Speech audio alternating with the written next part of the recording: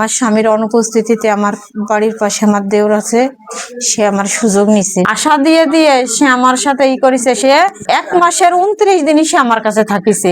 কাশিয়ানী উপজেলার মহেশপুর ইউনিয়নের ব্যাসপুর গ্রামে প্রেমিকের বাড়িতে বিয়ের দাবিতে অবস্থান নিয়েছেন 2 সন্তানের জননী এক গৃহবধূ। দাবি পূরণ না হলে আত্মহত্যার হুমকিও দিয়েছেন তিনি। বাড়ি ছাড়াই সেই ঘরে উঠেই দরজা এক রুমে যাই, দরজা দিয়ে আমি এখন মরবো।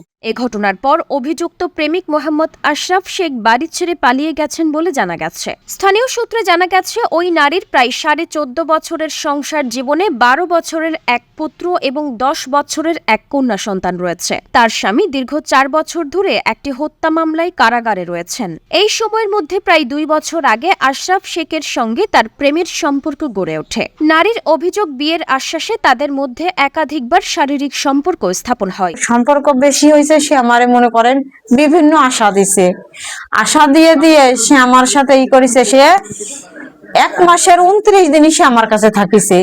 সম্প্রতি বিষয়টি এলাকায় জানাজানি হলে গত 28 তারিখে আশরাফ তাকে বিয়ের প্রতিশ্রুতি দিয়ে চলে যান। পরে তিনি আশরাফের বাড়িতে গেলে পরিবারের পক্ষ থেকে তাকে গ্রহণে অস্বীকৃতি জানানো হয়েছে। অভিযোগ রয়েছে, আশরাফের মা তাকে গালিগালাজ ও মারধর করে বাড়ি থেকে বের করে দেয়। তার বাড়ি উঠার পরে তার বাপ মা আমারে বিভিন্ন ধরনের গালিগালাজ, এরপরে একের পর এক লোকজন হ্যারাস আমারে, এই লোকানে ওই লোকানে আমারে রাত্রে মোটরসাইকেলে উঠে দেয়, আমার হাত ধরে টানাটানি, এইভাবে সারাটা রাত আমারে বসাই করেছে।